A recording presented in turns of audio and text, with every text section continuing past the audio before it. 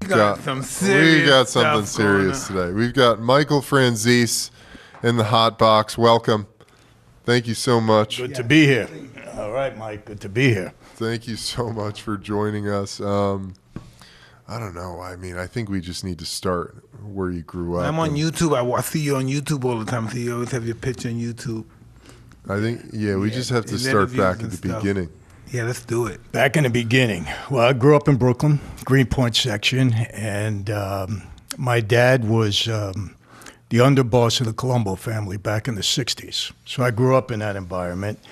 And he was very highly publicized. You know, for some reason, I found out later on, with all the guys around, they seemed to just pick my dad as kind of the main guy, the media guy, the guy the government was after all the time. Huh. So I grew up in an environment where we had law enforcement around us all the time.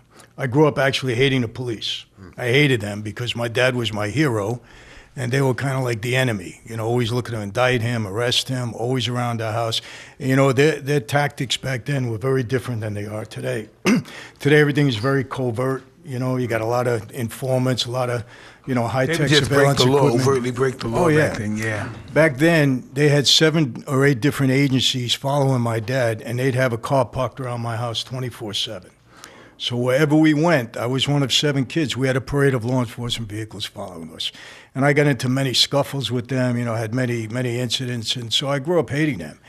And my dad, he was indicted 3 times in the state for murder, for grand larceny, and some other thing. He beat all of those cases.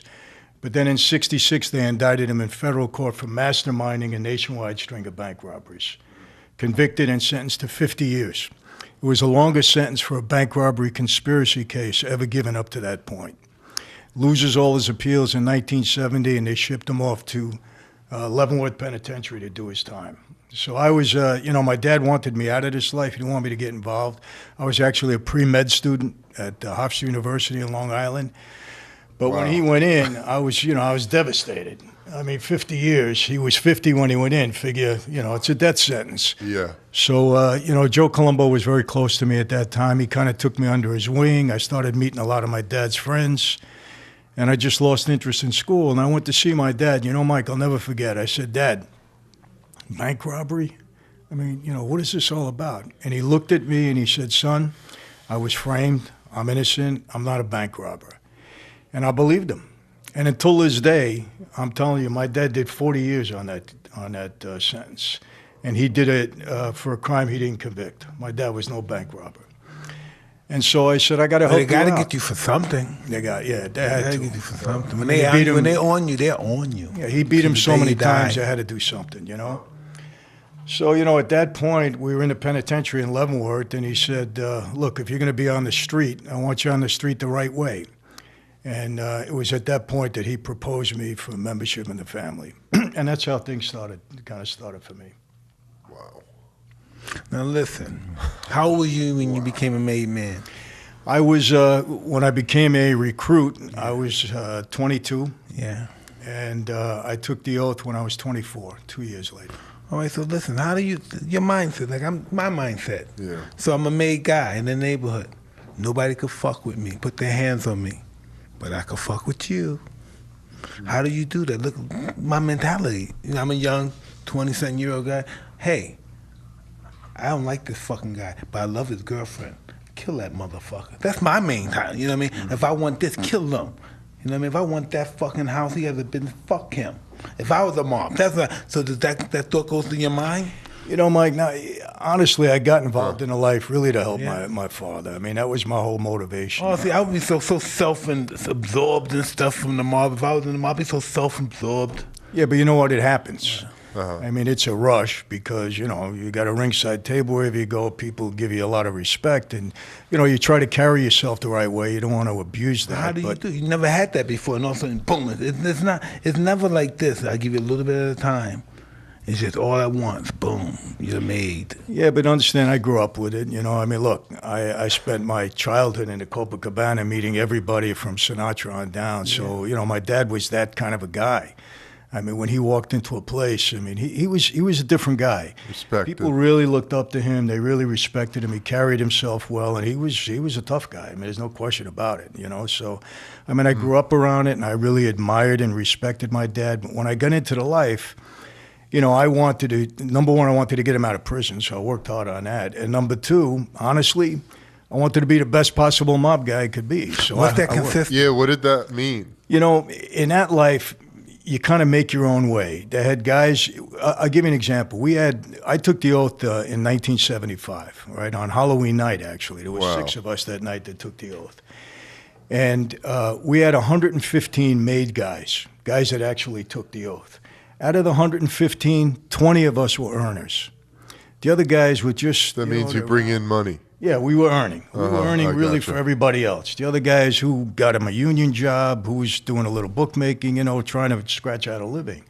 So I was determined to make money, and I had a head for business, and I used the life. I knew how to use the life to benefit me that way. So I took advantage of that, you know, and I got involved in a lot of different things. And, you know, I came upon a scam. I'll tell you what happens, Mike. There was a guy, Italian guy around me, right? He kept coming to me. He had a couple of gas stations on Long Island. He had like a wholesale operation. So he comes to me and he says, Mike, he says, you know, I got these 2 guys from another family. They keep trying to extort me. He said, you got to help me out. Because I was kind of the guy on the island when I moved out there. I did some research on this guy, and I found out that he had testified in a case, a civil case, against the governor's brother at the time. So I didn't want to have anything to do with him, right? He kept coming back. He said to me, listen, if you help me out, I got a way to defraud the government out of some tax on gasoline. So he got my attention, right? I hated the government. So I said, well, explain it to me. So he tells me this little thing. I said, all right, we're going to go into business together. I said, I want to form a new company. That's it. So I get rid of the 2 guys that were bothering him. I didn't get rid of, you know, I made them go away. And I put this guy, Vinny, around me. I had a guy around me. He was a big guy, right? He was a butcher. Big scar across his head, a real, Sounds gnarly. Yeah, a real 4-bar. I says, Vinny, watch this guy, Larry. Let's see if he's got something. Tell me what he's got. About 2 weeks later, he comes to my house on a Saturday. He used to bring me meat every Saturday. He was my butcher. And he's got a box on his shoulder. And he rings the doorbell. You're hoping it's money, right? No, I'm saying, what are we doing with all this meat? We having a party or something? I don't know about it. He says, hey, Chief, come into the kitchen. It ain't meat. He puts the box on the table. He opens it up, $320,000. He said, this is the first week's take in the gas business. Smelled like gasoline, right? I didn't care what it smelled like at that point, but he got my attention. So what happened, Mike, over the next 8 years, I took that from $320,000 that week to almost $10 million a week. We had about 350 gas stations. So how many people were getting that money? How many people did you have in your crew that was getting that money? Well, you know, I was supporting a lot of people, the guys at work, and I was kicking up to the family. I was giving them $2 million a week. You know, you got $2 million a week, it buys a lot of loyalty, as you know. You know what I mean? So I would think hell yeah, I would think, go ahead, man, do what the fuck you want to do. Yeah, I mean, you know. And so they made me a captain in 1980. They elevated me to that position. And I grabbed, I got a deal with all the Russian guys out of Brighton Beach. You know, they were my partners too. They were great partners. Like, can I stop you real quick? What does it mean as a captain? Do you have people under you? Yeah. That's what. I'll tell you the rank. You got a boss, an underboss, a capo regime, you know, a consigliere, and a capo regime. The capo regime is a captain. And then the next official position is soldier. So when you come into the life, when you take the oath, you become a soldier. And then you either stay that way or you go up from there. And when are you made? When are you a made guy? You know, listen. At any point? No. You got to go. You can't be a soldier. I'll tell you what happened. I guess. When my dad sends me, now Joe Colombo had been shot, if you remember. 70s, right? Yeah, 71. And Tom DeBella was the new boss. He took over. He's dead now. And I sat with Tom, and he says, Mike, I got a message from your father. He said, you want to become a member of our life. Is that true? I said, yes. He said, here's the deal. From now on, 24 hours a day, 7 days a week, you're on call to serve this family.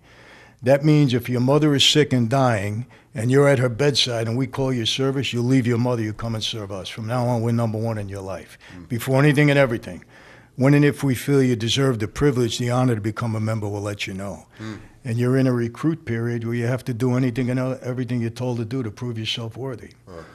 And, you know, listen, people ask all the time, number one question, Mike. Kill anybody. Did you ever kill anybody? No, I got three top questions. Number one, did you ever kill anybody? Number two, where's all your money buried? And number three, where's Jimmy Hoffa buried? Yeah, Those are the three top questions all the time. I can name them wherever I go. It doesn't matter. So, you know, after about 2 years, I proved myself worthy, and then we got called in on, it was Halloween night, 1975, in a secure place in Brooklyn. And we all took an oath. So then you became a captain. I became a soldier when I came in 75. In 80, they elevated me to position of captain. Did your father know Luciano? Yeah, oh yeah. Your friends? Huh? Yeah, my dad, you know, 102 years old. He's the oldest living mob guy in the world. What year Not was only he born, your father? He was born in 1917. Yeah. 1917. Now, when you start figuring out, because you could basically do anything as an earner. Yeah. You can make, it's just about how you make the money. We couldn't get involved in drugs. Okay. At that time, we were told straight out, if you get involved with drugs, you die. It was hands off. Now, with guys doing it, they were doing it on the side a little bit, but you know, it was crazy because I seen a lot of guys get killed over it. Yeah. Were you and John Gotti associates? I was friends with John. You know, John and I tell you about John. Why do we like him so much? No, I'm just talking about the psyche of the society. Yeah, why is he out there so much? I think, number one, because he made no bones about who he was. I'm a mob guy. I'm going to die a mob guy. I don't want to be anything else. That's it. So he was true to that. And the way he carried himself, you know, he just, he became a media star, you know, and he kept beating the government, and you know what I mean? But socially, he was great. I had a good times when we'd meet in clubs all the time. Business, he was very hard to deal with, very hard. But, you know, we got along. We had a few scrapes, he and I, but I like him. I like his family. I still know his family. Were you all locked up at the same time? Yeah, we were. Were you locked up in the same place? You see each other, play cards? We played cards, yeah. We were in MDC together. We were waiting trial. Yeah. Were you ever locked up with Sammy? I was, yeah. In the same place, touching distance? Yeah. Yeah, what was that like? You know, I always say this.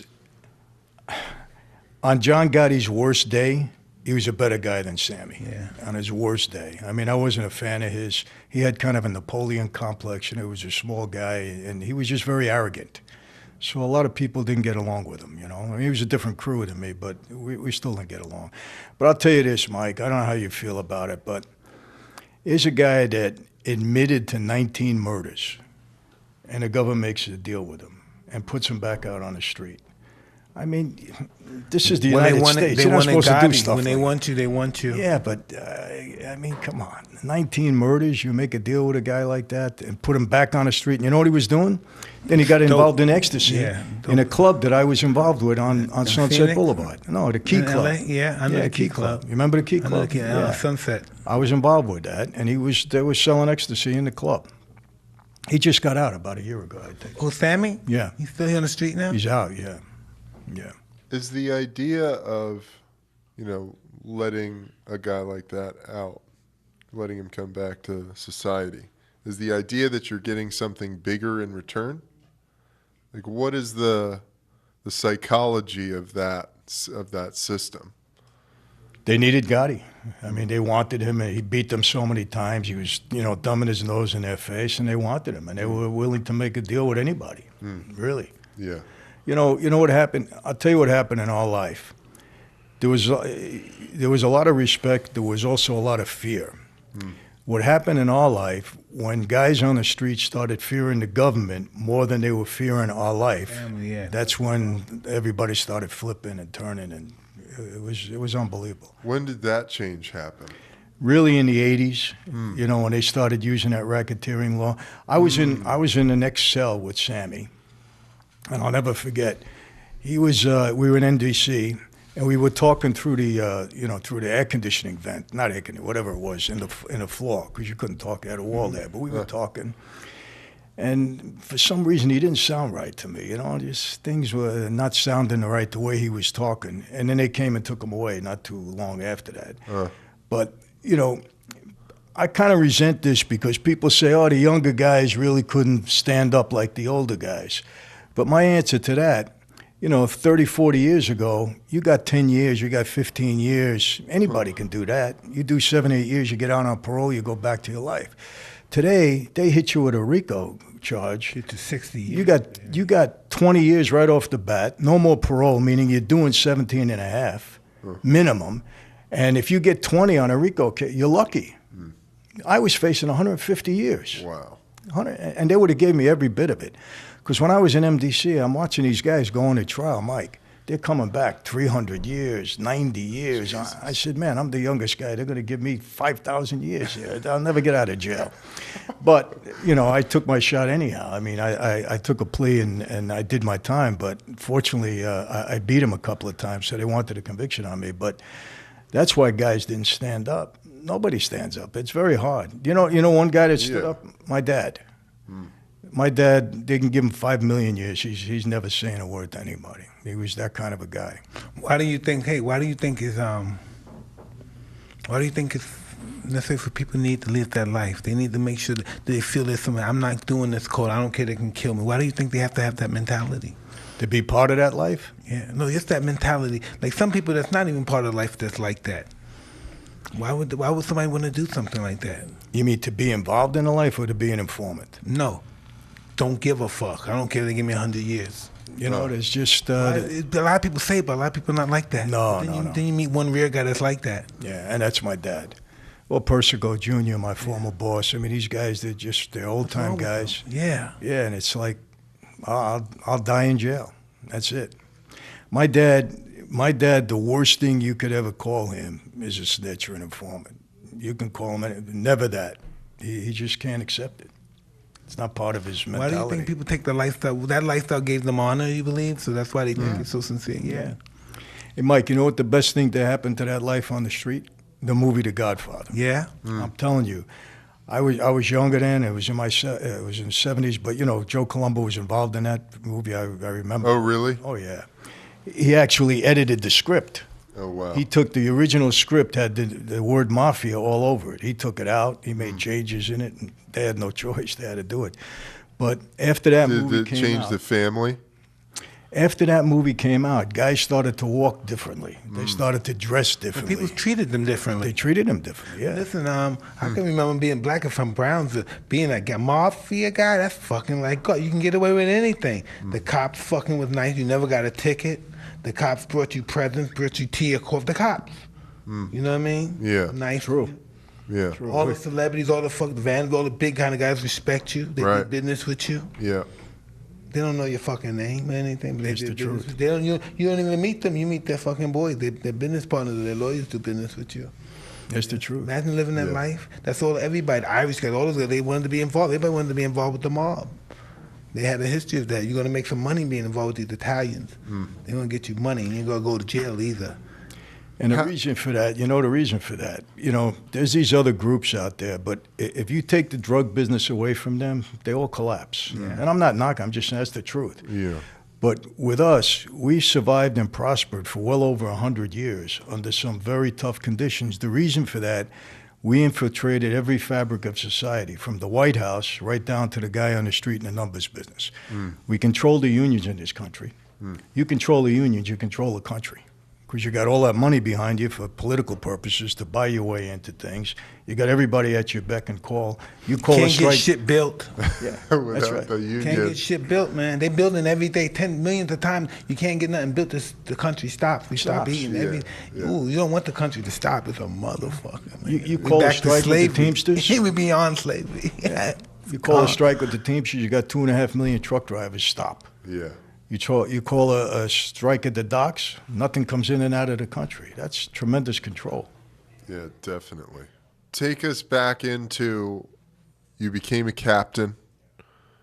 You're earning a lot of money, a lot of income for the family. So what are the businesses then? What are your options? What did you do? Well, like I said, I had a head for legitimate. Look, I had a gambling operation. I had 12 or 13 bookmakers working for me, And the reason for that, if there's a bookmaker on the street, we're not going to allow him to operate unless he's kicking back to us. So they're all associated. Yeah. So we had a bunch of bookmakers. That's cool. That's cool stuff. That's rational thinking, though. Yeah, because look, In that world, that's rational thinking. Yeah. That's right. Why would you be on my corner? This is where I make my money. This is my family live at. Why would you be here selling money and we're not getting a part of it? You might understand. That's rational. That's the way it went. Yeah. You know, you know, we had the union. I had a lot of union control too. At one time, you know, I had the security guards union with me. We had the security guards in 9 nuclear power plants around the country. Whoa. So 9 nuclear power plants were controlled by a mob-controlled union. Wow. You know, I don't know if you know the deal, but with a nuclear power plant, after it shuts down, you have to have security there for 100 years. Whoa. That's the law. Even after it shuts down, they don't use it anymore because of, you know, it's toxic and all that stuff. Radioactive. So, you know, I had some union control, and you know, I had a lot of legitimate business. I had a bunch of car dealerships. I had a leasing company. What kind of cars you sold? I had Mercedes, and I had Chevrolet, a Mazda. I had a big leasing company, so we were doing that. And I had a production company out in L.A. We were making movies. And, you know, you got a couple of restaurants, and you got a piece of stuff, because guys are coming to you all the time. They're looking for money, so you give them a few bucks, you take a piece of the business, and that's how it goes. And I was very aggressive, so I had a lot of stuff going on back then. Did you ever meet the guy, the Iceman? I never met him. Your crew, though. Yeah, he was around us. You know what, Mike? I don't think I met him. I really don't. But Been around you, never yeah, and I didn't know at the time. You know, sometimes you don't talk about a certain guy, but Yeah. Oh, man. I mean, What did your father think about Capone? you know, my dad's funny. You know, he didn't think real highly of him. That's weird. Yeah, he really did. And you know, Interesting. Capone came out of New York. You know Brooklyn. that. Yeah, he came out of Brooklyn too.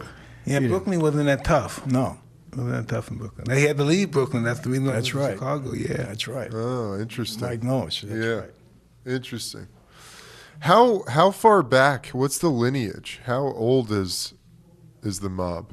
It's the beginning of time. Ancient, right? Mafia Yeah. started in Italy with the French. But imagine it had to been back then with Hannibal during that time too. Yeah. Like How do underground. you not have secret societies when you have civilizations, Yeah, right? way back. And then, you know, they immigrated here to America, and it started in the early 1900s. Huh. 1900, I don't know, early on. American mafia and stuff. Yeah. It's American mafia, but it hasn't been going on since the beginning of time. Yeah. And how could it not be going on? Probably big business is a mafia now. Corporate America's mafia now. If you don't do Yeah. this, we sell you out. We'll crush you. We starve you out if you don't take this deal. Same Machiavellian thought process. Yeah. Exactly. Yeah. What is the state of it now? You know, it still exists. Uh-huh. It's certainly not going away in my lifetime, but it's not the same. Huh. It's really not. You know, the government did I guess you got to say, a good job starting in the 80s. And I give Giuliani the credit or blame. He put the last dirt Yeah. in the coffin. He really started to use the racketeering laws effectively. It was him. So, you know, he puts... Created them pretty much, huh? Yeah, he you know, and he was Italian too. He just he gave the story that he visited Joe Bonanno and he got insulted over Bonanno's book that he wrote that time, so he decided to go after the mob. But I believe, you know, that was he came down from Washington to become the U.S. Attorney in Manhattan, so high profile, and he picked the biggest high profile organization. He went after the mob and made headlines, and it was good for his career. Huh. Now, is a guy like Giuliani in danger of, you know, having a hit put on him or anything like that? You know, in our life, we really didn't go after law enforcement. In Italy, it's different. Italy, they kill everybody. Family, government, they don't care. But Wow. yeah, they don't care. As a matter of fact, they wanted me to do a book signing in Italy, and I said, you guys are out of your mind. You get a body double or something, I ain't going to Italy because they don't care over there. But we never did that. But the one guy, there was two guys that were high profile like that there was a hit on. Or they were thinking about it. One was Giuliani, and the other, believe it or not, was Geraldo Rivera. Holy. Really? Yes. And I told him this when he interviewed me once. I said, I was on Hannity with him. Oh my God. He almost, I know he shitted him. Mike, he almost died. Yeah. I told him off camera. I said, there was two guys, Geraldo, that we really hated. One was Giuliani, and the other was you. And he turned white. Oh, sure. I'm I said, but sure. you're okay now. I said, they're dead, so they ain't gonna hurt you. But Geraldo Rivera tried so hard when he was coming up and he had his show. He just wanted to be accepted, so he wanted the crowd to love him so bad. He just wanted everybody. yeah, he was. Yeah. He made his name on the empty safe. Remember Al Capone safe? Al Yeah, Capone. yeah. If anything, you would have wanted to work with law enforcement as much as possible. Yeah. Well, you know what happened? You know, That. there's so many guys. Look, we had 5 families in New York, and among all the 5 families, we had about 750 guys that took the oath. Actually, took the oath. We had a lot of associates, but there was so many of us that we had so many relationships. I had cousins that were cops. Yeah. You know, we had neighbors that were cops, so we were able to get around them. They liked us, you know, so we were able to move around pretty good. Well, you know, it was they did the scientific study, and they realized like a cop's psychology and a criminal psychology is pretty much the same. Yeah, You know what I mean? They're pretty much the same. yeah, I Makes see sense. that. It makes sense. Yeah. You got to have a certain mentality to be part of that. I mean, look. Yeah. Well, that brings me to my next question is you cross paths with Donnie Brasco? Yeah.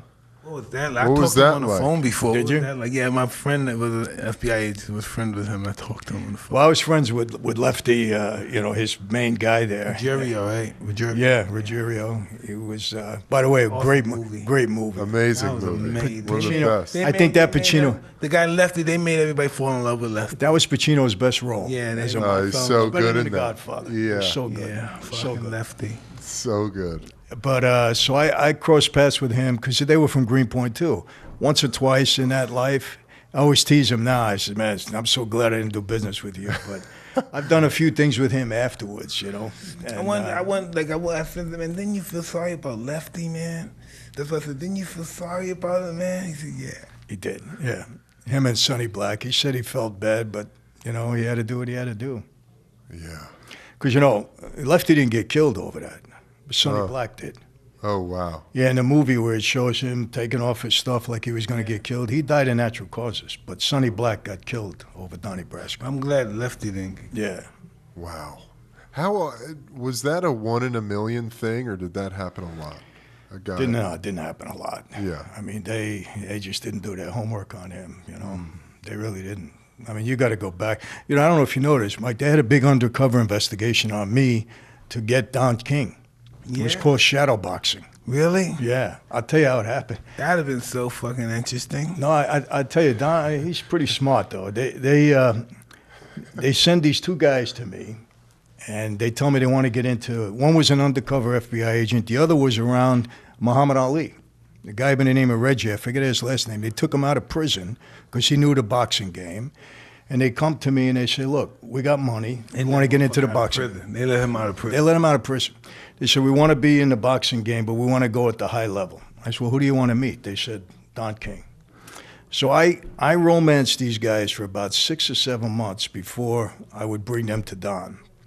I get a hold of Al Sharpton, who was running with us at the time, and I said, Al, you got to They set showed up a him meeting. That's some stuff too. interesting. Remember Yeah. they showed him when he had the cowboy hat on, Remember sitting that? down with the undercover FBI. Those were the 2 guys. Yeah. Yeah, those were the 2 guys because they posed as drug dealers from South America that cleaned up their act. Beautiful.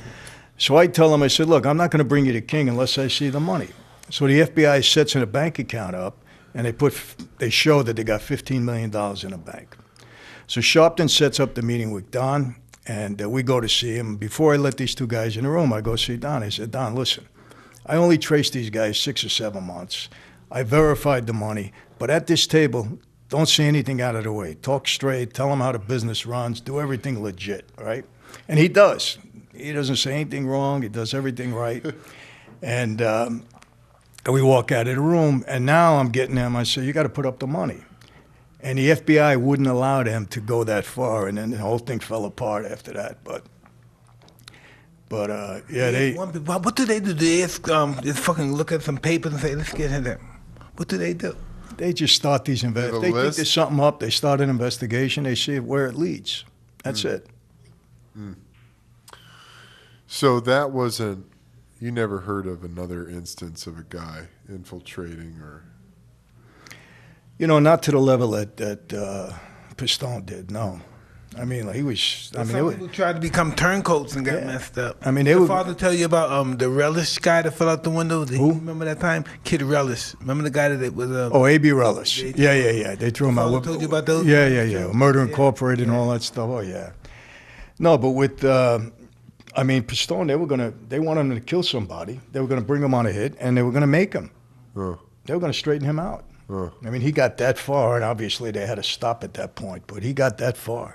Wow. They really accepted him. Sonny Black, I heard, loved him. Wow. So tell me, do you have some people that are just born enforcers that and get involved Embrace with them all? the violence. They just want to embrace it. So there was guys there that Roy DeMayo, did you know him? I knew. Roy. Yeah. Was he really that kind of guy? He was. Yeah. Wow, that's interesting. How violent was it? How prevalent was the violence? Tell him about Roy DeMayo and stuff. Roy DeMille, yeah, he was. His crew was the wild crew. I mean, they chopped up bodies. They put people in cement. I mean, they went the whole distance. Yeah, they're touching these people, cutting them up. That's crazy. Yeah. Their guts and everything. And Greg Scarpa was a guy with us. They call him the Grim Reaper. He was another guy that he was tough to be around. You know, he had that kind of cloud over him. You know what I mean, Mike? It's kind of like Death aura. Yeah. They're actually trying to. What you say, Ray? Be careful anybody outside the crew what they say. Yeah. Yeah. He was kind of one of those guys. You know, there was some guys that I know that just enjoyed that, and there's other guys that just did what they had to do. I mean, we were all capable. We had to do it. Right. So it's. Were you ever in a room like in a basement, you saw a guy get put to sleep? Yeah. Yeah, that must be a trip, right? Yeah, it's tough. That's always where it happens, you know, in a building you're there and you never saw it before, then you see it go down, you be like, wow. Hey, Mike, I tell you, you know, one of the horrors of that life, you know what happens. You don't know you're in trouble. Your best friend walks you into a room. You don't walk out again. So when I had an incident where some Newsday article came out, paper on Long Island, and they said that I was making billions of dollars. So the boss, Persico at the time, was kind of questioning me. He says, Mike, what's going on? They're saying you're making billions. I said, Junior, I'm giving you $2 million a week. You're not happy? I said, I'm taking all the risk. It's everything here. So one night, I walked into a room. I didn't think I was going to walk out again, I'll be honest with you.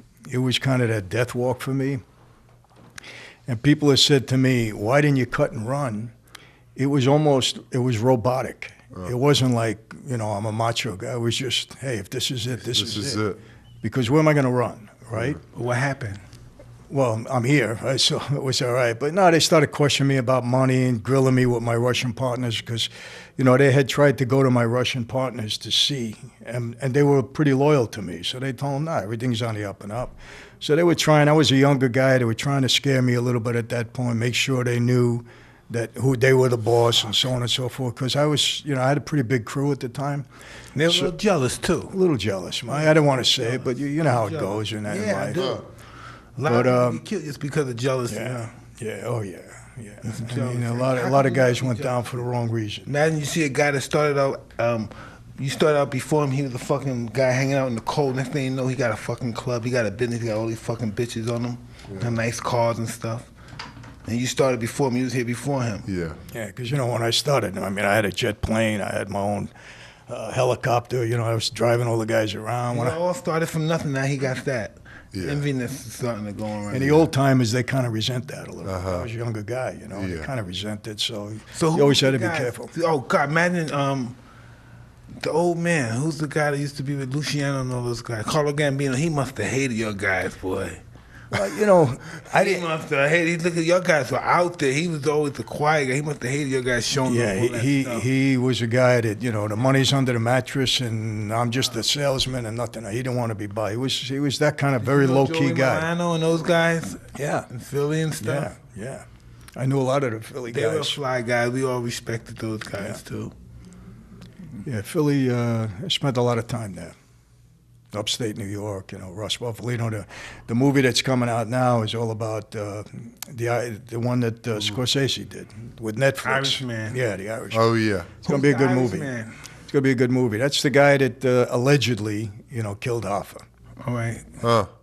So he wrote a book, and they're doing the movie. Everybody's in it now. It's going to be a good movie, no doubt. Oh, Scorsese always comes through. Yeah. Oh, Goodfellas. Goodfellas, great movie. Casino. Who would you guys kill, and why would they be killed?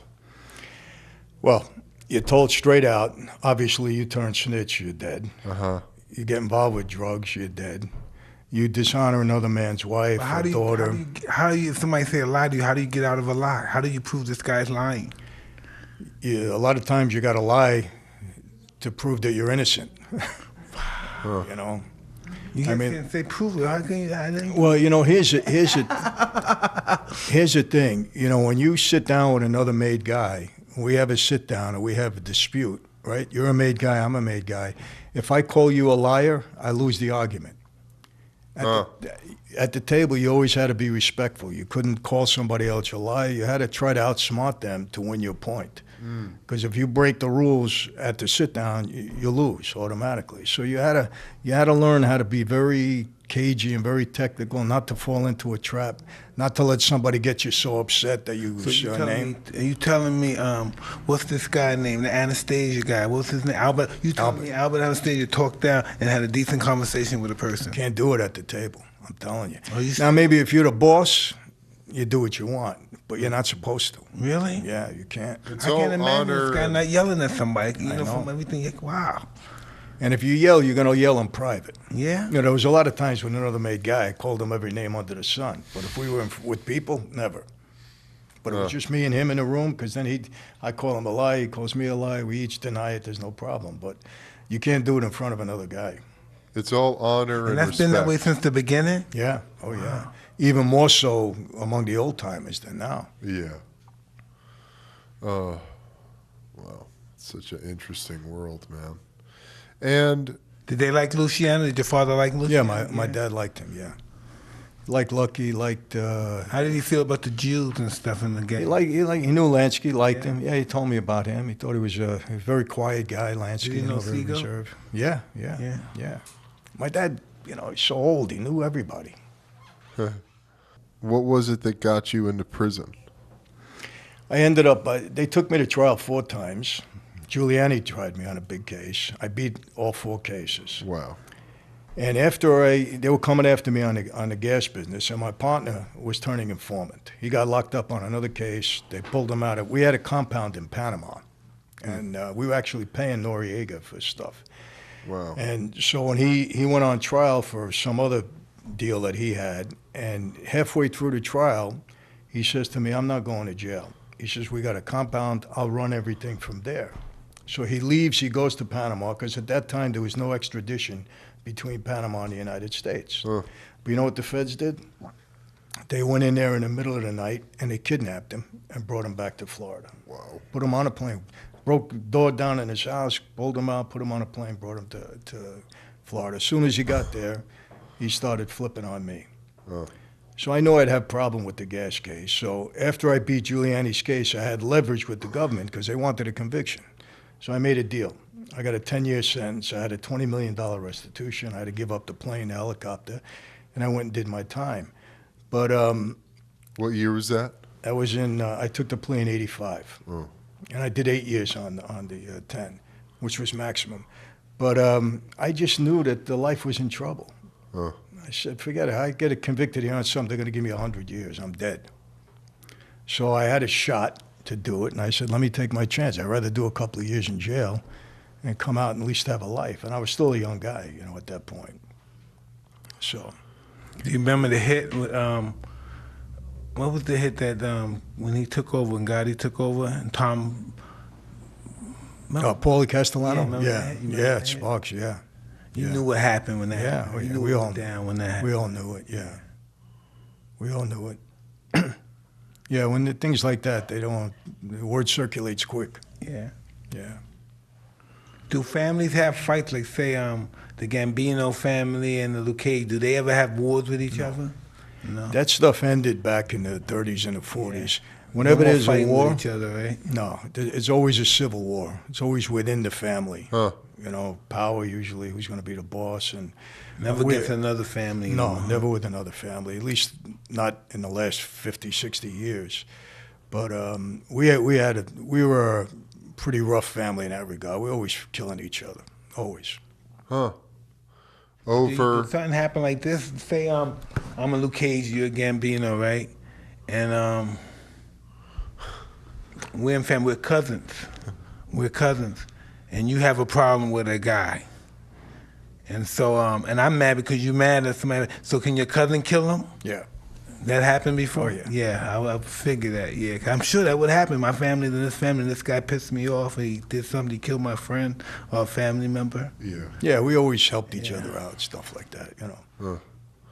What? So the stuff between family members, that was all somebody lied to somebody or dishonored. Business dispute, you know, you're business in problems. my territory, this belongs to me, and you shouldn't be involved. You know, the deal I had with Gotti, we got involved in a flea market, believe it or not, which was big business in New York. I don't know if you remember in Brooklyn. Big business, right? So I had a guy in there, he was an accountant, and he had two partners. One of the partners was, he was a drug addict. He was selling drugs in the flea market. So a guy comes to me, he says, Mike, if you get rid of this guy for me, I'll give you a piece of the market. I said, okay. So we chased the guy out of the market. About a week later, I get a call from John. He's, Michael, you know, that kid is with me. I said, John, how's he with you? He never mentioned your name. He's dealing drugs. You're not supposed to be doing that. We threw him out. No, he's with me. I know him a long time. He only made a mistake with the drugs. He's not really a drug addict. I said, okay. I just look at his arm, you know, but anyway. So we have this whole big dispute over it. You know, we had to sit down with the boss and everything. So what I said, look, I can never get along with John in business. I said, so I'm going to ask him to buy me out, knowing that John would never take that. You know, I don't buy you, you don't buy me out, I buy you out.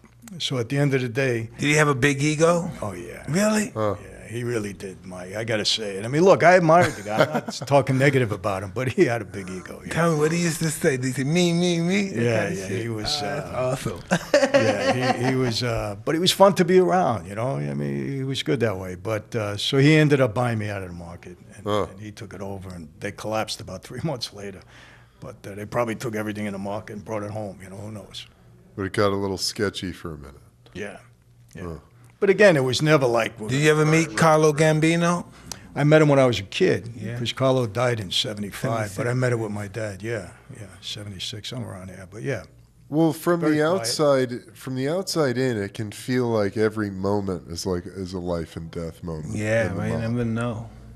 Is it that way? Life Does it is feel in the that way balance. when you're in it, or are you just accustomed to the stakes, so you don't think about it that way? Well, you do at times, you know. You look. You always have to be a little bit on edge. I don't know if that's the right word. You got to be on your guard always, because you know if you make a mistake, especially if guys are gunning for you. Like I said, I'm a younger guy. I'm making all of this money. You know, like my boss kept wanting me to introduce my guy Larry to him, the guy I was partners with, and I would refuse. I said, look, I don't know if this guy's going to stand up. If I bring him around everybody and he goes bad, I'm going to be in trouble for it. So I said, I'll keep him with me. And that was a good excuse, so they could never meet him, because I know why they want to meet him. Yeah, at some point in time, they take him from me. You know, they take him away from me. But so you always got to be watching yourself. You know, you can't make a mistake, because you pay with your life. So you got to be very careful. And, you know, I'm that way even till now. I mean, I'm walking down the street. Nervous when one of them said, can I talk to you for a minute, please? You know, That must have been a trip. You don't want anybody Can I talking talk to you for a you. minute, please, Mike? Yeah, that's some crazy shit. Yeah. Never know what's going to happen. Yeah. Look, I had a good guy around me that I knew all my life, and he was involved he got involved in a case with the boss's son. It was a drug case. And so he came to me, and he said, Mike, they're going to kill me over this. I said, they ain't going to kill you. They're not going to. He said, no, you're going to make me take the weight because the boss's son is not going to go down for this. I said, Tony, don't worry about it. I'm going to straighten it out. Before I could straighten it out, he ended up killing himself. That's how scared he was. That he was going to get killed. He blew his brains out in a phone booth. Wow. I was like stunned. So, I mean, you know, you know you got to be on your guard. You can't let your guard down. You can't make mistakes that, you know, could be very costly. I'll tell you something that'll shock you. It should. In 1986, they wrote an article in Fortune magazine, the 50 biggest and most powerful mob bosses in the country. It was a huge, I was half the magazine, and they featured 6 of us. I was one of the 6. They had a chart with the 50 of us on there according to rank and wealth and power and all that. Now, I was number 18. I was the youngest guy on the list. Gotti at that time was number 13. He hadn't been made boss yet. And don't ask me how they make a list like that. I mean, they didn't ask for our tax returns, right? It was stupid. It was all nonsense, but it sold a lot of magazines. But here's with not nonsense. Out of that list of 50, 33 years later, 48 of them are dead. Wow. One of them right now is doing life in prison, and I'm the only one that's walking the streets. Whoa. So that's the kind of life that is. Right. 48 guys dead in 33 years. That's a lot. Wow. But then again, I'm from Brooklyn, I go like this. I look at it like this. I wasn't going nowhere anyway. Where was I going?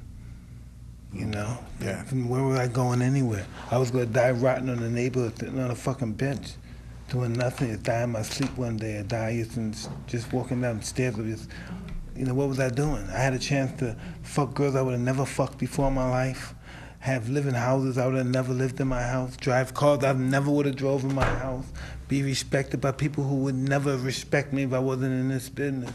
That's worth my life. I give me, Mike, that's worth my life. That's the truth.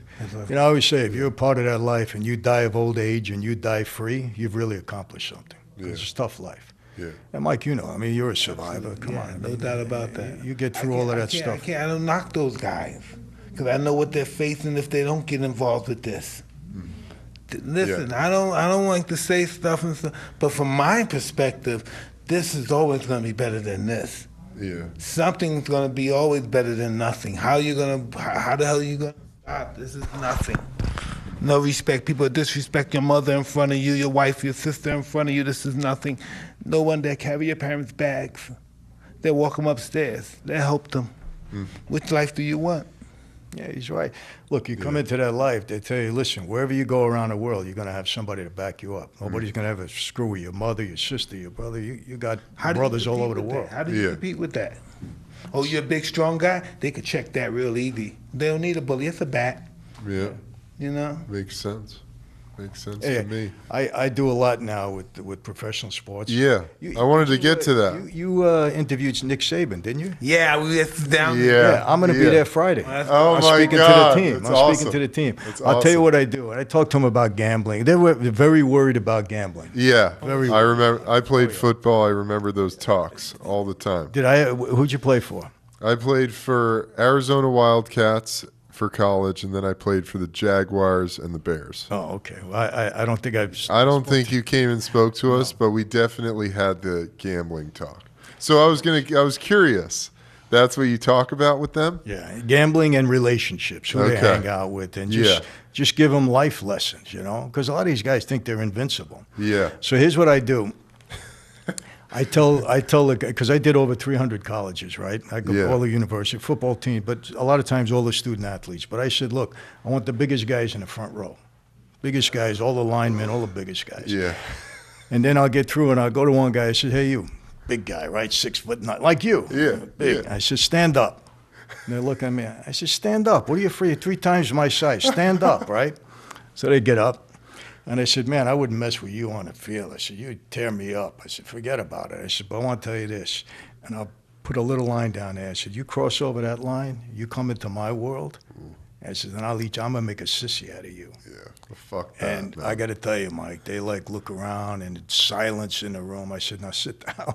And they sit down. And, you know, because, look, you got to make an impression with them because gambling, it fucks you up, man. I got to tell you, I've seen some of these guys get destroyed over it. You know it. And Mike, you know it too. Listen, I was in the house. I was training for a fight one day, so they didn't want me to be out of strip. They didn't want me in the hotel, so they put me in this big mansion, right? And I said to myself, wow, I like this house. I like to buy this house. And I was saying, how much is this house? He said, well, we don't know right now because we just got it from somebody that had a debt to the hotel.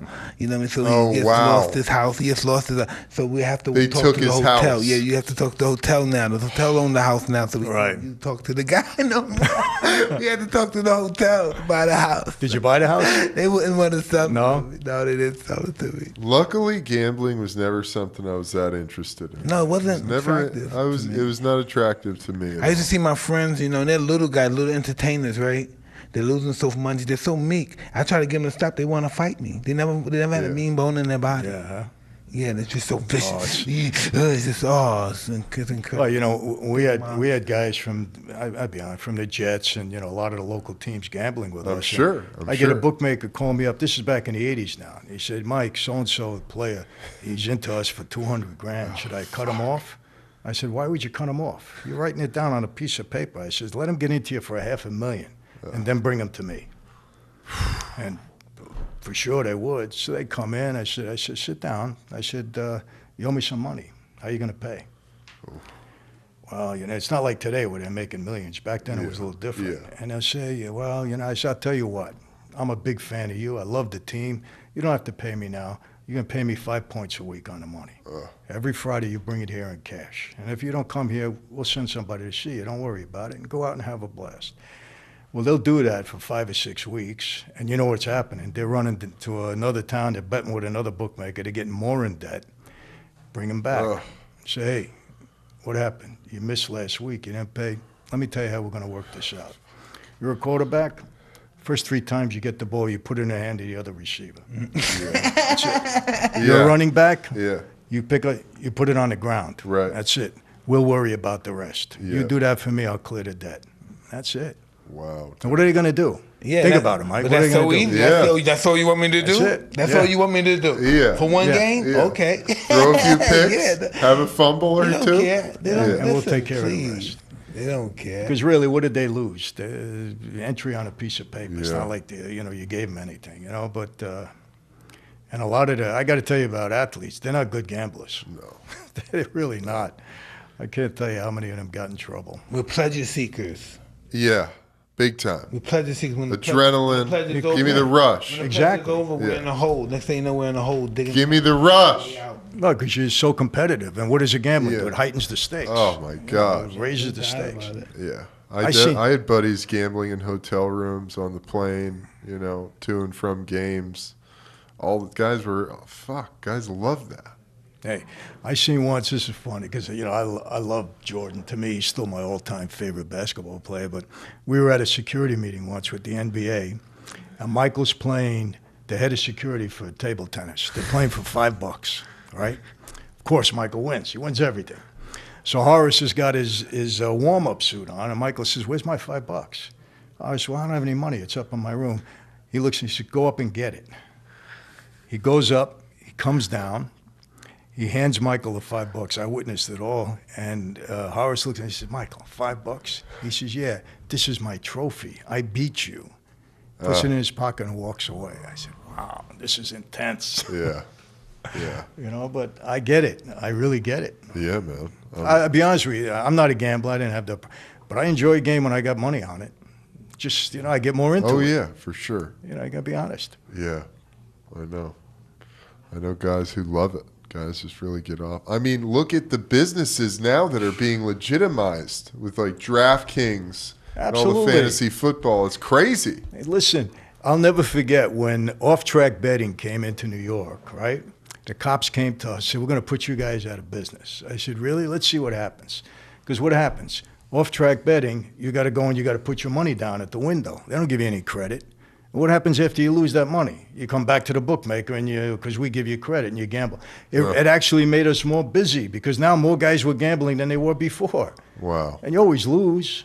You're going to lose at some point. Yeah. And something else, this is even to today, you can't, for some reason, I don't know if it's human nature, and you can tell me, people like doing business with the mob. Oh, yeah. It's exciting. No, I don't know why. Because maybe it's been so long, they've been accustomed. People are uncomfortable with the government. Right now, we're really uncomfortable for the last what? Since the 80s, 70s. Yeah, we've been uncomfortable. 60s. Yeah, we've been uncomfortable with the government. You know why? I'll tell you why. Everybody thinks that we would sit in our social clubs and we would target a certain business. Didn't happen like that. They would come to us. Why? Hey, we need money. We're never going to snitch on you. We can help you. We'll protect you. They would come to us. This whole gas thing, the guy came to me. I didn't go to them. Right. It happened like that all the time. They come to you, hey, I figure this guy's going to protect me. He'll give me money. You can't tell the government, I'll pay you next week, I promise. Yeah. Promise, don't hurt me, I'll pay you next week. You can't tell him that. He doesn't hear that. He doesn't see that. He doesn't hear anything. Uncle Sam? Yeah, he doesn't. He takes you and kicks you out and takes everything. Exactly. Did you ever have to fuck people up for their gambling debts or for their debts in general that wasn't a mob person? You know what? Most of the time, you didn't have to do that because just they're scared enough that they're going to come around. Yeah. But every once in a while, you had to make an example out of somebody because they were just too wild. You know? Too wild. You know, the thing is, they'd lose money with you, go to another bookmaker here, go to another. Like, we didn't know. We're all connected to them. We all knew what was going on, So right? sick, they don't know. Yeah. They don't know. They're sick. Yeah. But, you know, every once in a while, a guy got out of hand, and you had to make an example. You know, it's just the way it is.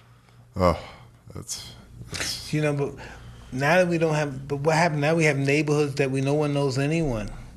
I bet Yeah. they don't even have Little Italy no more. They told me Little Italy don't. It's like No, it's not even block. the It's like same. a half a block, like a 2 buildings of Little Italy now. Yeah. They told me it's not. It's almost just consumed.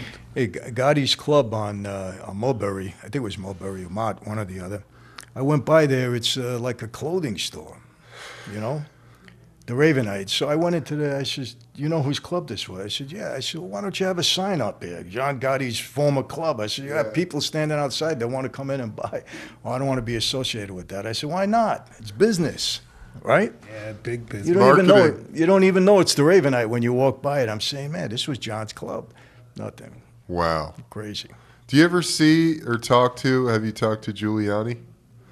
I met him one time. One time? It was at a I forget the it was a football organization actually that it's out of they have every year they give an award to top coaches. And I had spoke there a couple of times, and he was the keynote speaker that time. Oh, and my God. Yeah, he was okay. I always tease him. I say, "I'm the only guy to beat you." I said, love was that. acquitted. You tried, yeah.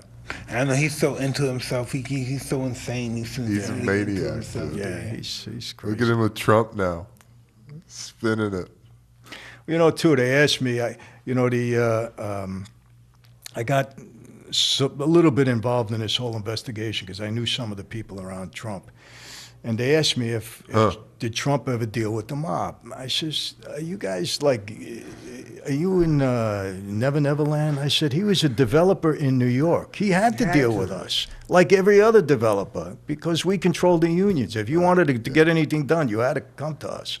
Now, we didn't party with him. He didn't come to our social club. Not that I know of. He didn't do it with me. But of course he had to deal with us. You don't get anything done back then unless you dealt with us. What about Scarfo and those guys? Were you friends with those guys? Scarfo, I knew. What kind of really, guys? You I like remember Nicky. I like Nicky. Yeah. Yes. Yes. He got such a bad reputation. Yeah, he was a good guy. I liked him. Yeah. What was his reputation? Bad Yeah, stuff. bad murderer. Bad You know. stuff. The worst ever. The worst. Yes. It's the worst stuff. I But a liked good him. guy. He was always a gentleman around me. Yeah, we were going to unionize the bartenders and waitresses in Atlantic City. You can't We even were doing it imagine him doing together. the things they said. He's only this big. Yeah, he was a You know tough what I guy. Yeah, he was a tough guy. He was a man as far as I was concerned. Anyway, Well, the guy that always terrifies me the most from any mob movie is Joe Pesci in Goodfellas. Did you know that Are guy? those guys like Tommy, that? Did you know yes, Tommy? I did. Joe Pesci is the best mob guy of all time. There's no doubt about it. Nobody plays it like him. Yeah. He's the best. So there are guys like that. Yeah. Oh yeah. You shoot a guy in the foot Yeah. at a fucking card game. Yeah. Wow. Yeah. Jesus, dude. Yeah. And let me tell you something. You know, Who was the guy Joe used to hang out with, the guy that got him on the scene? He died. I remember he used to always be around Joe in Columbus. He was a mob guy. which guy now? The guy that really brought Joe Pesci around in the show business and stuff. Oh, Jimmy Burke. No, the real guy, the real life. Well, Jimmy Burke and Joe were very No, close. Joe Pesci. Oh, in real life. Oh, yeah.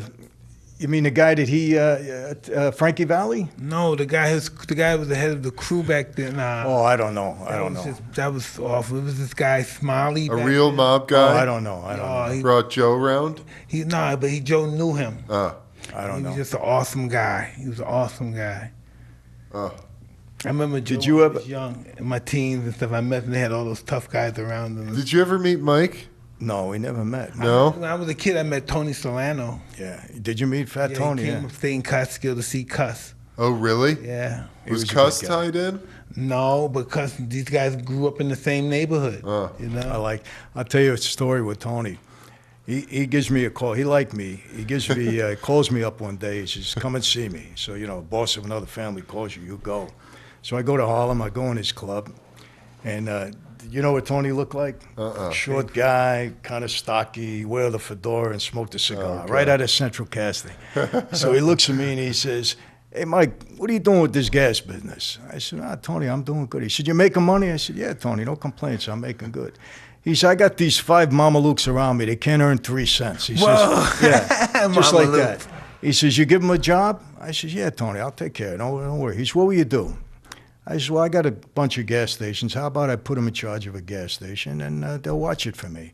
I said, "But Tony, don't let them rob me. You know these guys, they'll rob you. I'll cut off their hands, their ears." I said, Oh, fuck. I said, "You don't have to do that." I said, "But just," he said, "don't worry You think about you it." would really do it? Yeah. Oh, He said, so he said, "Don't worry about that." I said, "Oh." He says, "How much you going to pay him?" So now I'm thinking, I don't want to insult the boss, right? I says, "Tony," I said, "how about I give him $1,500 a week in cash each?" He says, "1,500? Give them 500. Give me the 1,000. I said, "You got it, Tony." Oh God. He was a my character, God. though. I liked him, though. He was a funny guy, but he was a powerful guy. Him and the chin. I'm sure they were all characters. But listen, I think about this. How do they? And this is probably how they do because they used to it from us years and generations. How do you really? Because they're almost like kings, almost like gods Yeah. in human form. Yeah. How do they handle that? You know, some guys handled it well. You know, some guys like Diamond Jim Esposito. I read about him. He used to make sure he fuck every virgin before they get married. Yeah. Yeah, he was a mob guy. I don't know. Listen. Every girl in the facility before they get married, he had to fuck them. He got killed eventually, but that was his thing. Did he get killed for that? I don't know, but it could be, probably.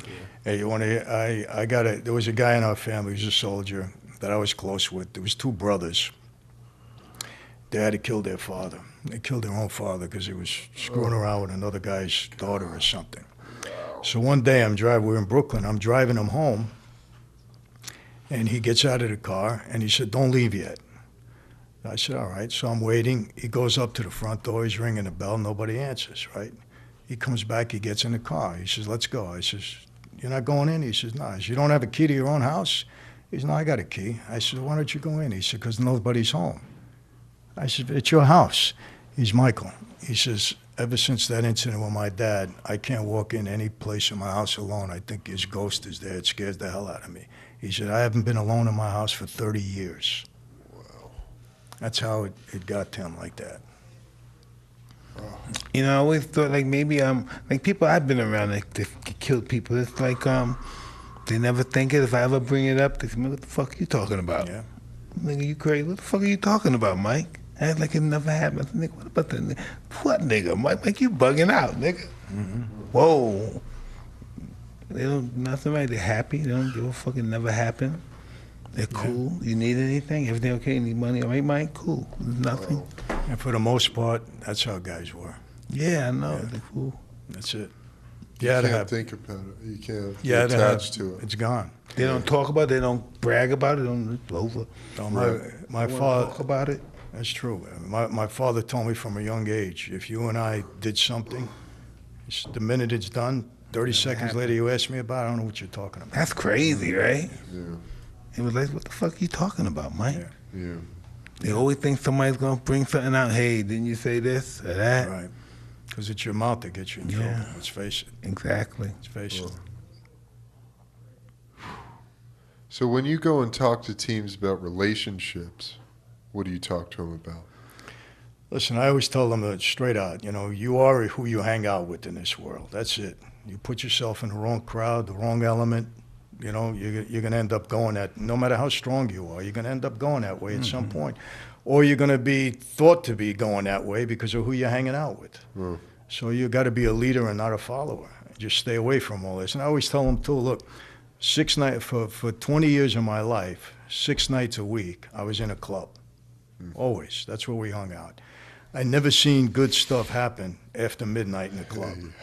Yeah, I You know, remember Mike. that line. Exactly. That's I what remember always that line. And that's true. There's man. nothing out at midnight but crooks true. and hooks, man. Yeah. Crooks and hooks. Crooks and hooks. That's it. And they'll ask me questions. I said, I'll tell them, I said, let me ask you a question. You're standing at a bar, you're talking to a girl with a good time. Some guy walks over and he starts to intrude on you, right? Now, you're a tough guy. You're not going to take it. What do? You give the guy a shot. You knock him out. He's on the ground. What do you do after that? Right. I said, what do you do?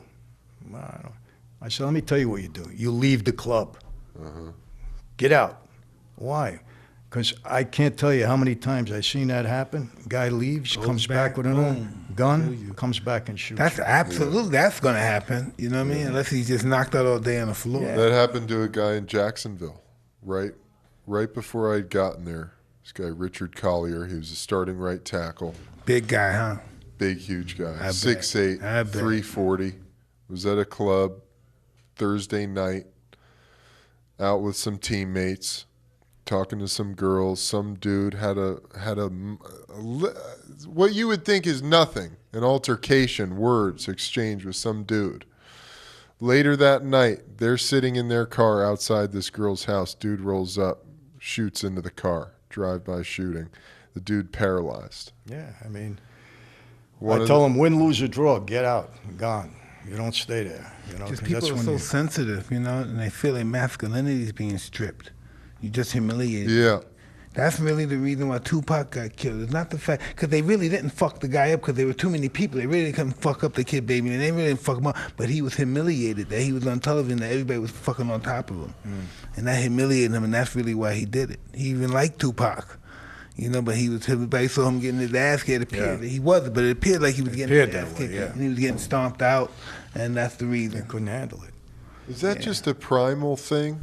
Shame, humiliation, yeah. We work on Yeah. that so much. That even exalts us to success, our shame. Like you talk Humiliation, about, yeah. like we can't, as fighters, as people, I think we feel this need to earn honor or to gain honor. And we get it from And the anything, whole murder, time- anything. And the whole time, what we don't realize that we're born honorable. Yeah, exactly. But you wanna- You're from Brooklyn. If you're not a fucking thief, by the time you're not pickpocketing, snacking, cheating, robbing houses, you ain't shit. You have no respect. Fuck your mother, smack you, beat your ass in front of your parents. Your parents do some shit, nigga, would slice them, shoot them. You gotta have respect. You gotta be out here getting money if you want some respect. No, you ain't get no respect if you're not a criminal.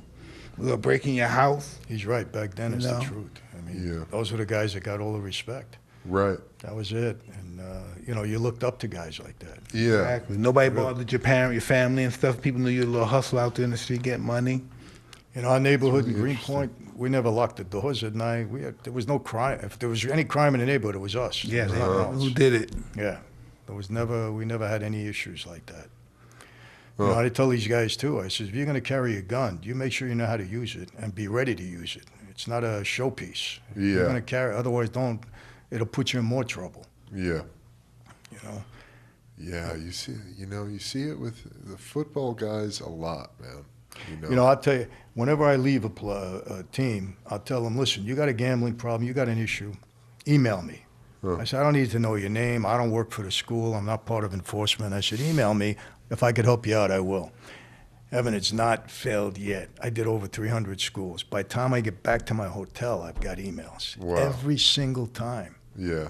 A lot of time, my friend is having a problem. You know what that means, right? Yeah. Or something. I'm asking for a friend. Yeah. And it's all different issues. So what do you think about the guys that don't succeed, the guys that OD, or the guys that get killed by cops, or the guys that get killed in warfare? What were they in our life for? Why can't they be in our life to touch us, to make us realize this is not where I want to go? I think everybody's here for a purpose. I don't think nobody's here for osmosis. Yeah. Always the purpose why somebody's here. And the purpose why we're all here together. No, I agree with that. You know? Yeah. A lot of things are not by chance, no doubt. Yeah. But, listen, How much time did you do? I did 8 years. That's the straight 8? No, I did 5. I got out on parole. I was out 13 months. I violated, and they put me back in for another 35 months. So, and Wow. I did 29 months and 7 days in the hole. Oh. What was that like? I'll be honest what with you, was Mike. that like? That's not easy. No, you know, anybody tells you different. That's the objective, to really break you, make you break it. insane. Yeah. We weren't meant to be solo. We were meant to be social. Yeah, I mean, And a lot of guys, I mean, look, that's how they build prison. That's how they realize. Psychiatrists said that's we're group people. Yeah. And the worst thing you do Social is separate animals. us. yeah, the only time a guy should be in isolation if he's a danger to everybody else or a danger to himself. But I mean, especially these youngsters that they put in, it's terrible what they do because they drive you. You're never the Look, same. when those lights went out at night, I heard a lot of moaning and groaning. You're and screaming. Just screaming. me, I'll be honest with you, what got me through it, you know, Yeah. I turned to, that's where I became a person of faith. I had a Bible, I had books sent in to me, and my faith and my drive to get home to my family is what, you know, kept me sane. Because I lost about 22 pounds. I got sick 4 times from chicken, ptomaine poison from chicken. Ugh. So I said, look, don't bring me anything else. Bring me cereal, bananas, and that cup of soup. For 2 years, that's all I ate. That's why I wouldn't eat cup of soup. Cup of soup, right? I love cup of soup. I still eat them. Without that, forget it. But yeah, I couldn't eat anything. But you come out of there. It's almost you could so get Netflix books. is so good. Huh? You could get books. You could have Get books. books. in there. You get newspapers maybe 5 days later. So you keep. I had a Sony Walkman back They didn't then. want you. They wanted to keep you. They didn't want you to know what's happening Yeah. outside. They keep you in 5 years. No, a couple of days later, for you just don't know what's going on. You know, you had a Sony Walkman, and the only thing I cared about, I used to tell where I was, they put the phone in your cell so that you could talk, but they're only supposed to give you maybe 15 minutes a day. So I used to get the guard, and he used to put it in my cell at midnight so I could make calls, you know, and he said, Mike, don't worry about it, leave it. But, you know, shower sometimes, you got 2 showers a week. They pull you out of the hole, they put you in the shower, they lock it. Sometimes they bring the shower to your cell. Click. Yeah, in some places they do that. But I'll tell you, there's times they lock me in the shower, and then they got some disturbance, and they leave you in there for 3 or 4 hours. You're in the shower. Left in there. You know? Fuck. Yeah, it was tough, honestly. It's a tough bid to get through that. But, you know, you do it. Got to do it. You don't have a choice. Have you guys seen Pappy on? Yeah, that was awesome. Steve Devil McQueen? Island. On Devil Island? Yeah. Yeah. I just Great watched movie. that recently. For, Man, that's you just know, so for much second dedication time. and Yeah. commitment. Yeah. You Well, know. when he gets thrown into isolation, it's fucking. Strong mind, man. to get You through have that. to. You have to. I mean, it seems like you would Dustin go Hoffman crazy. had a good part too. His role was Oh, he's great. Yeah, he was The great. movie's He was great. it's genius. It was great. Did you guys ever see the HBO movie Gotti? yeah. You saw that, right? I haven't seen Who played Gotti? What was his name again? Armando Santos. Yes. it. Oh yeah. Evan, watch that movie. I will. That was on the level of The Godfather. Really? It was a Okay. great movie. Yeah. Was that up in Anthony about Quinn. Gotti? Yeah, I was pretty Anthony, accurate. who did Anthony Quinn play? He played the mentor, right? Yeah, what's his name? That got killed. He was a Cancer. country. With cancer, right? Yeah, I mean he died of cancer. Yeah, O'Neill De La Croce, brilliant. He was brilliant in that. Watch that movie. It's one of I the will. best you'll ever see. You guys watch it. It's terrific, really. Gotti. I mean, I don't know. What, Did Mike, do you ever have any front- more questions? You ever front Gotti's kids, Sammy's kids? They ever talk to you? I spoke to Junior. Yeah, I was closer with his daughters and his wife Yeah. than I was with Junior. Junior was about 10, 12 years younger than me. Yeah, when I was on the street, he wasn't coming up yet, really. Now, is Junior doing time right now? John Junior? No, he's yeah. home. He's not. I know he was going through a situation. Yeah, what they did to him, they took him to trial 4 or 5 times, hung juries. I mean, ridiculous. Waste of money and time and everything else. That's all a form of killing you too. That stress. Yeah. That's just killing you. fuck all Stress. Stress, plus, listen, I was on trial 7 months with Giuliani. 7 months. I get acquitted. Cost me well over $1 million. I had $1 million bail between investigators, lawyers, and plus I had to prepare for the case every day for a year prior to going to trial. So they'd get you one way or the other. Yeah. What was it that made you say, I'm out of this? Well, for me, I met a young girl. She's now my wife for 35 years, and I met her on a movie set I was producing. But, you know, I just realized that the life was over as we knew it, and I became too high profile. I knew they would never leave me alone. Until they put me away forever, it would never happen. So I said, let me try to make a break. I moved out to California. I mean, it didn't work out. I mean, you know, everybody got upset with me. Yeah, how does that go? I mean, you probably can't just walk away. No, I had a lot of trouble. I mean, a lot of trouble, Mike. My former boss, he had got convicted on the mob commission case, and he went Persico. He just died in March. But Wow. if he was on the street, I would have had trouble Uh, because he took it very personal when I left. Very personal. He was very upset with me. But Was it even They pretty much something? own you, right? yeah, I mean, Mom, you know, pretty much you It wasn't something like you can go and have a conversation. no, You can't. I wouldn't have left the room. Yeah. You know, guys, how did you survive? I said, well, you got to understand something. One of the dangers of that life is, like I said, they walk you in a room, you don't walk out again. Yeah. So I spent 20 years in that life. I knew it intimately well. I knew what the guys would do and what they wouldn't do. So what do? I move out to California. I change my whole lifestyle. What do I mean? I don't go in any more clubs. I don't walk my dog at 7 o'clock every morning. I don't go to the same restaurant every Tuesday night because you create a pattern in your life of guys are looking for you. Okay, we know how to get this guy. So I just really was very disciplined in that. And, you know, it's one thing to walk you in a room. Okay, it's another thing to send a hit squad across the country, kill you, and get away with it because you go away for life for murder. So, and then, you know, over a period of years, I just outlasted everybody. Man, Yeah. everybody is dead. They're dead or in prison. Everybody. Yeah. Did you ever have a situation like, you know, every now and then you be around and somebody come in and he made you nervous? Oh, yeah. I seen, you know, my antenna was always up, so I'm always watching. You know, I get And I'm home. talking one- about a guy that you know. And Yeah, he yeah. makes me nervous. I was, this guy. Mike, I was in church in Jersey. I stayed out in New York for 10 years, right? I go to church. I'm speaking at this church in Jersey, and I see 3 guys from my life walk in. Different crew, but I knew them all. I said, man, this is going to be my first confrontation, right? So I walk right up to them. I said, what do you guys want? I said, we came here to see you. I said, what do you want to see me about? It's like the old, came right back, Yeah. right? And he said, no, we want to hear you speak. I said, really? He said, yeah. I said, okay. And then their wives walked in after them. So I said, okay. I said, this is legit as far as why they're here. But right away, I said, this is going to be a problem, you know? I mean, look, I see somebody that, you know, because look, I'm out there all the time. I'm in public everywhere. I speak all over the world. And, Yeah. and you don't know who's there or who's coming up to you. You're signing books and you see a guy. So I'm always kind of leery. You know, I'm always watching. Let's put it that way. You don't ever think of the guy out there like, fuck, this for old time's sake. Yeah. For the old players. Boom. Yeah, somebody wants to make a name for themselves. Yeah. You know, you're in a club, they notice me, make a call to New York. I walk out in the parking lot, boom, I'm gone. You gotta think about it. Fuck. Happens so quick, huh? Yeah, but I mean, I don't live in fear. I'm being honest Yeah. with you. I mean, you can't live like that. But I'm aware. Let's Yeah. put it that way. Yeah. That stuff has to, you know, it just has so much influences on people. You know, mob life, Yeah. you know. That Yeah. mindset. They dedicated a whole museum in Vegas for it. The Mob Museum, yeah. Yeah, it was awesome too. Did you go through there, Mike? Yeah. it's How, awesome. is Did a it good still job. there? Yeah. How long's It's it been it's there? not going nowhere. About 5 years. Yeah. Oh, wow. Yeah. Not going nowhere. Every year they're a doing lot better. of people coming there. Hell yeah, dude. That's really interesting stuff. I mean, But and they did a good job with it, really. It's good. They did a really good job with it. It's a good place. it's awesome. Have to check that out for sure. Do you have any questions from this mic? What's up, Mike?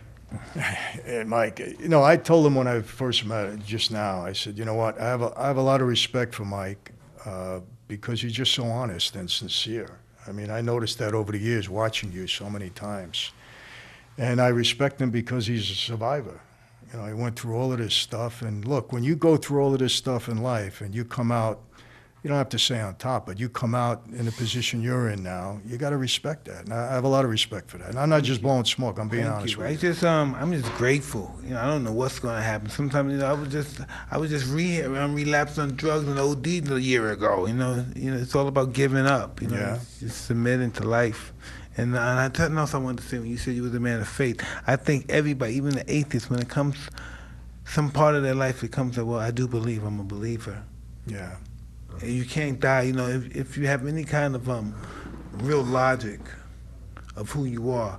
It's almost, I don't know, because I don't know how people think, but how do you die to go into your grave believing that there's no greater being than you, that you're the greatest force in the world and there's nothing greater than you that you have to bow to? How do you go to your grave thinking that? It's hard. I'll tell you what, Mike, that night that they walked me in that room, I grew up as a Catholic, but I wasn't religious at all. But I was praying, man. You think you're meeting your maker, you But pray. what do they say? How do you, have you been, this is what I wanted to ask you. Have you been around like this and you knowing this guy's getting ready to die soon? Yeah. And then like we're all hanging out, like all of us in here, we all drinking, talking like right now. And you know, this guy's gonna die in probably 20 minutes, if not an hour. If he's lucky, in an hour, huh? Yeah, it's tough. It really is. I mean, you got to have kind of an animal nature if it doesn't bother you. Yeah. You know, look, you know, I did things in that life that were very unpleasant. But what you do is, you know, you kind of step outside of yourself for a minute. Do you hear them beg for their life? Yeah. You hear them beg? You hear them? Do you see? You fucking smell the shit when they die and the shit comes out? Most of the time, they don't know what's happening. You know, if they walked in a room, it's boom, and that's the end of that. You know, they don't even know. But, yeah, I mean, I've seen guys pretty scared. Have they ever walked in the room and said, "Is everything gonna be all right, Mike"? Have you ever somebody say that? Yeah. On the way there. Yes, Mike, is everything gonna be all right? Yes, everything's good. You know, it's not a good feeling. And you know some guys that feel that they know something's gonna happen. You can Yeah. feel that too. They know something's gonna happen. Yeah. Huh? Yeah.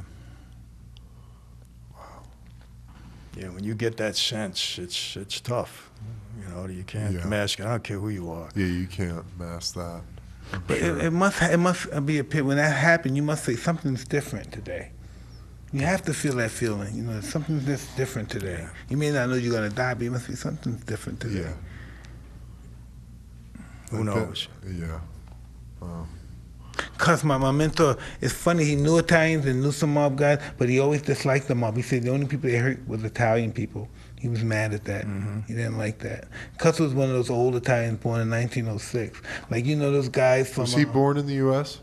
Cuss? I think so, yeah. He was the only one born here. But In listen, New York? Yeah, but he's the kind of Italian guy that said, like, if you looked at these guys, what are those guys? Paulie D and those guys. What's those guys' name? Come on, you know Paulie D and those guys? From the shows? You know what I'm talking about? Jersey Shore. Oh. Jersey Shore. Like, cuz he's an older guy, so he say he's 70, he's 60 or 70. If he sees Jersey Shore, he'll say they're not Italians. I agree with No, you. he'll say they're not Italians. But that's what he would say. And so I would never say it because you couldn't say nothing. But I was like, why would Cuz say they're not Italians? In my mind. How does he, what's he gonna mean they're not Italians? Yeah, I didn't understand it, but he had that pride. Italians have dignity and pride. it's just like the worst show on ever was Mob Wives. Oh my God, I saw that. It just Yeah, drove what me was the deal crazy. with that? Mike, they weren't even mob wives. They were, I don't know what they were. You know, I never seen anything like that in my life. It was horrible. And I had, what, 3 or 4 seasons? Yeah. It Is made it me still going? No, I don't. I It hope might not. be. I hope not. It got me sick. Did you know this girl? No, I knew Sammy Gravano's daughter. Yeah. Yeah, I knew his daughter. And I knew, well, Greg Scarpa's daughter wasn't in it, but we did an interview together once. But that was a sick shit. I mean, You're probably like, now it's a charade. Now Yeah, it it's was all a ridiculous. joke. I mean, look, first of all, mob wives, they didn't know anything. We never said a word Right. to them about anything. They didn't know nothing, you know. And girlfriend maybe knows a little bit more, but the wife, never. It's interesting that you said when those dudes came into the church and you saw their wives, you knew that they I knew it was weren't there. okay, yeah. Yeah. You But knew you know, were with safe. that mob guy, you know, you always being in a mob, like guys like Al Capone and John Gotti. And you see John Gotti's niece, Adidra, I believe. I was watching on YouTube, and she still to this day, she's trying to clean that name up. Everybody's cleaning that name up. They fucking all of them stop using the name Al Capone. Then it always followed them. You know what I mean? And then when she does that, and then people look at her like, what the fuck you mean? Al Capone's a fucking man. What are you trying to clean up? You know what I mean? You fucking his image up. You know, that's because people men look at guys like Al Capone. So what the fuck you mean? What's wrong with him? That's a boss. That's what they did. Gotti's a boss. What's wrong with him? He gave us our balls, our manhood. What the fuck is it? You know? I hear more today because of the state of our government. I can't tell you how many guys said the mob would have run the government. I mean, to run the country better than the government. Oh, absolutely. And I they said, say it in Vegas. That's what they say in Probably. Vegas. They say it was better when the mob had it. Oh, That's much what they say better. in Vegas. Vegas That's what they today, say. That's forget all you hear. The about old school. You hear all the old school guys say that it was better when Yeah, the mob. forget about There was Vegas no today, but back robberies, and then- no gangbang, no shootouts out here. You can't even get a meal on a comp. You got to spend $100,000 to get a meal. Nothing. When we ran with And that's what we back live in for, the day, the buffets. That's what we live for in Vegas, the buffets. back in the Buffets are day, it was legit. so much better. But everybody says that. They said when you guys were Yeah, here, that's what I it heard was too. so When I went to much Vegas, better. it was so much better. No Yeah. muggins. That's so interesting. Yeah. So interesting. You're too young to remember, but back in the 70s, I loved Vegas back then. You were free. You were adapted. You knew not to fuck with nobody. You knew who not Right. to fuck with. You know, Yeah. you come in here with these white Italians, don't fuck with them. Don't fuck with You know that. not to fuck with. You be fine missing some fucking way. Oh, You know fuck. you'll never be seen again. That kind of shit. Wow. It's amazing. Well, Michael, it's been a pleasure having What do you you here, do, man. Michael? Like, where you going right now? Like after What's next? Going home. Thursday I go to Alabama. I'm going to speak at Oh, yeah. Alabama. That's awesome. I got that. And I got a couple more schools this year. Then, I speak in churches a lot, Mike. I'm writing books. Got a book for you, by the way. All right. Evan, I didn't know I would have brought one, but I'm I'll going to send borrow one. one. Yeah, I'm gonna please send send I'm it. gonna I got your address now. I'd I'm going to love send that. to you and Frenchie. And I'd love that. I'm doing a television Any show. Old Italians or people from the neighborhood who not mob related, but they're deep into it, but they're not, in the mob. Yeah. Then they say, "Hey, you made the right decision." Oh, yeah. Yeah, I all knew the they time. probably said. A lot of them guys really feel that way, but they can't say it I publicly. can't say it, right. No, I'm Hell, living that life. Yeah. Pretty much a serf. You're a serf. Slave, basically. Yeah. You're owned by people. So I'm doing that. I'm going on tour in United Kingdom in October. Awesome. I'll be in Cabo next week. I'm going to go down there for a week to rest. Nice. And that's it. Life is good. No complaints. Still have your challenges and struggles, but you get past Never it. gonna stop. That's Yeah. never That's gonna awesome. stop. Yeah. It's always, one day to the next. You never know. But Yeah. One day at a time. But you have to think about it. You must think, God, all this shit was exciting. Did this really actually exist? I think about my life. I said, what happened to all these tough guys on the corner and hanging? Did this really actually exist? Was my life a lie? This really, what happened? It doesn't Is that exist no real? Yeah. That's a lost art. You never see anybody on the corner no more. no. What's a lost art? People hanging out on the corner. You Yeah. always knew where to find somebody. You go to the corner. Now you don't know Exactly. where to find nobody. Now you don't even let your kids out in the front of the house to fuck, play. scared. I can't believe Scared it. to be Gunfire. I mean, honestly. That's why I don't do it. I'm scared somebody. And then I live in a great neighborhood. I'm just scared anything could happen. Gunfire, car run on the. I'm just scared. Nothing better happen over there, Mike. Possible, man. Anything. So, we got to get together out there. I would love For to. sure, yeah. I live across street from Fashion Island, right over there. And I'm in Pelican Hill. Yeah. Yeah, Pelican. Do you golf, Mike? No, fuck No? me. But I had but talking about a golf. We had a tournament, great golf tournament. we had a golf- Yeah? Awesome golf. What was tournament. that? 2 At weeks Pelican? ago? Yeah, no. No, it was at Monarch. Oh, at Monarch. Monarch's Yeah, great. Monarch I was golfed. beautiful. Yeah, And it's Norm beautiful. Nixon won. Beautiful. Oh, that's right. You know what? My son was telling me, but I was out of town. He said, Mike's having this. That's right, at Monarch. Monarch's You'll come a to great the next course. one. For sure. We want to buy a house over there. My wife want to buy a house over there now. Oh, it was beautiful. Where in Monarch. Monarch is beautiful, yeah. Yeah. it Really was- nice. it was That awesome. whole area, how can you beat it? You can't, man. Hey, you like horses? You have horses back in the day? Did you ever run? I had a trotter for a You know, does this thing work? Man, I saw a horse the other day, the beautifulest horse in the world, and I said, I want the horse. I don't know. I never had a horse in my life, never knew nothing about it. I don't like horses, but I saw this horse, and it's the most beautiful. You're going to buy it? I'm going to I don't know where I'm going to keep it. I'm going to take it home with me, put it in the backyard somewhere. A tenth of an acre where I live. You know what I mean? Yeah. A tenth of an acre. Kahal Ataki. It's an Arabian horse. Arabian horse? What's it called? Come in here, brother. Kahar? A car Ataki. No, Car? he's going to tell you right now. He's going to tell you. Frenchie. AKH. AKH. A. Oh, There I you go call right it there. Techie. There you go right there. I'm getting this Oh, horse. yeah.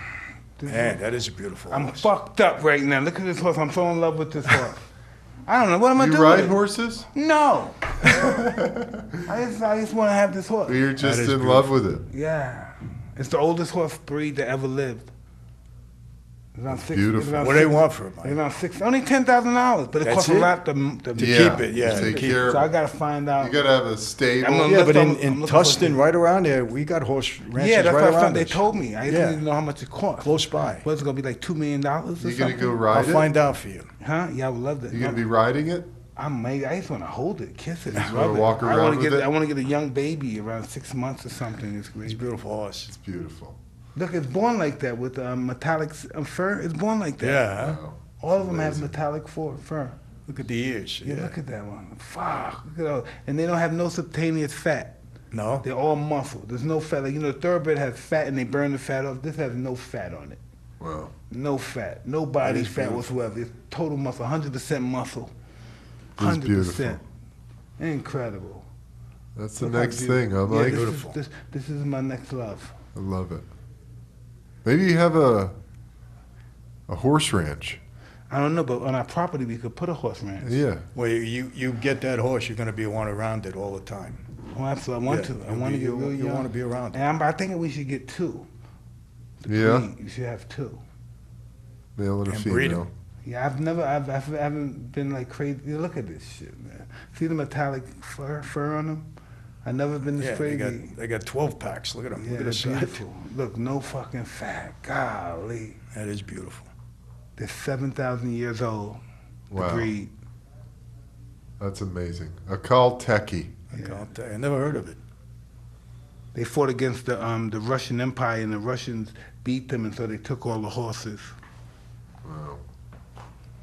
It's amazing. Mike, you have to take it. We'll have to do a hot boxing at the horse ranch. Yeah, I like to do that. That'd be dope, man. I don't even know why I never wanted the horse, never thought about a horse, don't think about racing. I just want to possess it. When did you see it? 3 days ago. Where, like online I or? was on a YouTube and I saw this thing say the 7 most beautiful animals in the world. I said, oh, let's check this shit out. I'm an animal guy. I used to have tigers and lions and shit. So I said, let's check this out. And I'm looking at this beautiful. Yeah, I'm seeing the white lion and stuff. And then I realized the white lion, from nature's perspective, is interesting. It's a mistake. Something so beautiful is a mistake. So God made a mistake, something that beautiful. And so we went to the horse, and I saw the horse, and I said, holy shit. I wanted it. I didn't know, fuck. I never had a horse, never was crazy about horses. And I said, I want that. Well, it's awesome. That's a beauty. And I made all the calls to it and everything, and then I got to go to this place, Turkestan, where they originate from. You're going there? Yeah. Is that your next trip? That's, well, if it's In not, a couple weeks? If it's not, I'll make it part of it. Oh, okay. If it's necessary, before it gets too cold. Yeah. It's awesome, man. Great time. Well, thank you so I'm much. glad you found me, Evan. Yes, sir. Yeah, Thank you. I'm glad you came. Yeah, Mike. Really glad you came. Yeah, Thank for you. sure. We got to get together. We'll get a number or so I Absolutely. get from All right. Frenchie. We'll meet up out there. Absolutely. Yeah. That'd be beautiful. I Do could- you I- know Chris Pacello? Who? Do you know Chris Pacello? I know who he is, yeah. Mike, I'll take us out. Go for it, nigga. Oh, man. Thanks for watching and listening, everybody. Be sure to subscribe to our YouTube channel, Hotboxing with Mike Tyson. Check out our website, hotboxingpodcast.com. Until next time, I'm Evan Britton. I'm Mike Tyson. I'm Mike Franzese. Do you want anybody to know where you at? Talk to you, get in touch with you? Yeah, it's any kind of okay. way? I'm all over YouTube, michaelfranzese.com. I'm on Facebook, Twitter, the whole bit. So you want to get in touch with me, you don't have to go through Mike. You can come direct. Yeah. Boom. Hit him direct. All right, everybody. We're out of you. here. Okay. That was cool. Yeah, Chris Pacello's a good friend of mine. Oh, is he? Yeah.